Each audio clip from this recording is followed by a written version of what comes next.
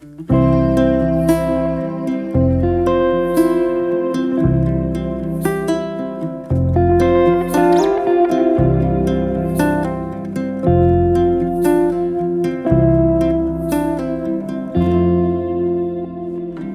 pagi Bapak Ibu Saudara yang dikasihi Tuhan. Kita bersyukur untuk kasih setia Tuhan bagi setiap kita. Dan pagi ini kita telah siap untuk mendengar sabdanya. Yalah, sebelum kita merenungkan firman Tuhan lebih lanjut, untuk mempersiapkan hati dan pikiran kita, untuk mengarahkan kepada Tuhan, kita dengar sebuah pujian.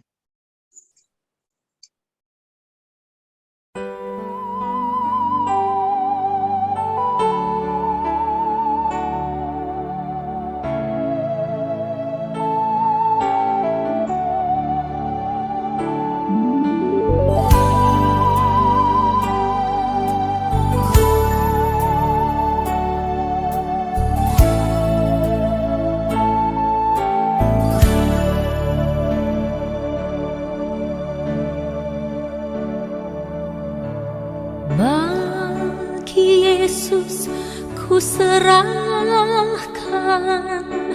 hidupku seluruhnya, hati dan perbuatanku pun waktuku miliknya. Bagi Yesus semuanya, pun waktuku miliknya. Bagi Yesus semuanya,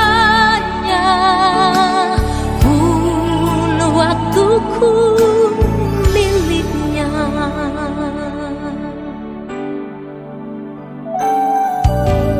Yang sejak ku pandang Yesus, ku tinggalkan dosaku. Pada Dia ku terpaut,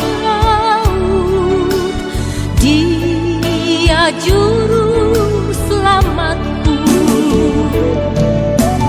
Bagi Yesus semuanya, Dia juru selamatku. Bagi Yesus semuanya, Dia juru selamatku.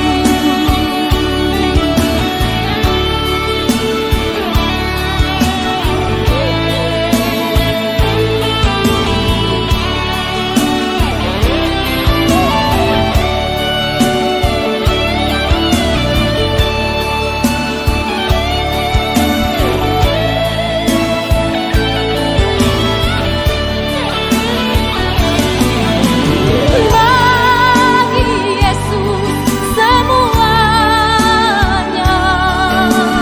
pun waktuku miliknya. Bagi Yesus semuanya, pun waktuku miliknya. Waktuku miliknya. Kita akan merenungkan firman Tuhan melalui pedoman saat teduh 4B GKI Residen Sudirman hari Jumat tanggal 28 Januari 2022 dengan tema menyerahkan hidup kepada Tuhan. Adapun nats yang mendasari perenungan kita pagi hari ini diambil dari Mazmur 71 ayat 1 sampai dengan 6. Namun sebelumnya mari kita berdoa mohon pimpinan Roh Kudus. Bapa di dalam surga, Bapa yang baik, Bapa yang sangat mengasihi setiap kami. Terima kasih Tuhan untuk kesempatan pagi hari ini. Tuhan, kumpulkan setiap kami, saudara bersaudara, untuk merenungkan dan membaca firman-Mu. Biarlah Roh Kudus Tuhan boleh menolong setiap kami, untuk kami boleh memahami firman Tuhan hari ini. Terima kasih Tuhan, dalam nama Tuhan Yesus kami berdoa. Amin. Firman Tuhan akan dibacakan oleh Bu Monica. Kita akan membaca Mazmur 71 ayat 1 sampai dengan 6. Padamu ya Tuhan aku berlindung, janganlah sekali-kali aku mendapat malu. Lepaskanlah aku dan luputkanlah aku oleh karena keadilan-Mu. Sedengkanlah telingamu kepadaku dan selamatkanlah aku. Jadilah bagiku gunung batu tempat berteduh, kuku pertahanan untuk menyelamatkan aku. Sebab Engkaulah bukit batuku dan pertahananku. Ya Allahku, luputkanlah aku dari tangan orang fasik, dari cengkeraman orang-orang lalim dan kejam. Sebab Engkaulah harapanku ya Tuhan, kepercayaanku sejak masih muda ya Allah. Kepadamulah aku bertopang mulai dari kandungan. Engkau telah mengeluarkan aku dari perut ibuku, Engkau yang selalu kupuji-puji. Demikian firman Tuhan. Terima kasih Bapak Ibu Saudara yang dikasihi Tuhan. Kidung Jemaat 363, Bagi Yesus Kuserahkan, juga yang baru saja kita pujikan bersama, adalah sebuah kidung pujian yang dituliskan oleh Sparrow Simpson yang terinspirasi dari perenungannya terhadap pelayanan dan pengorbanan yang dilakukan oleh Yesus Kristus bagi umat manusia. Kidung ini ditulis pada tahun 1887 dan kidung ini menjadi terkenal setelah menjadi bagian dari pertunjukan paduan suara dengan judul The Crucifixion pada tahun 1901. John Steiner yang mengharap pertunjukan ini menjadikan lagu Bagi Yesus Kuserahkan sebagai satu-satunya lagu yang dapat dinyanyikan bersama dengan penonton yang hadir pada saat itu dengan tujuan merespon kisah Yesus yang telah berkorban bagi manusia. Bapak Ibu Saudara yang dikasihi Tuhan, Lembaga Alkitab Indonesia memberi judul Doa Minta Perlindungan di Masa Tua yang menggambarkan kondisi pemazmur ketika ia berada pada masa tuanya. Di masa tua tersebut, ia sungguh-sungguh membutuhkan pertolongan Tuhan, sebab pemazmur merasa bahwa dirinya penuh dengan kelemahan dan keterbatasan. Pemazmur membutuhkan Tuhan yang begitu kuat untuk menopangnya, dan Tuhan yang kuat untuk melindungi kehidupannya. Pemazmur menyampaikan doa permohonan di tengah kesulitan yang ia hadapi. Pemazmur mengungkapkannya ketika ia membutuhkan perlindungan, melepaskannya, menyelamatkannya, meluputkannya dari berbagai bahaya yang ia hadapi.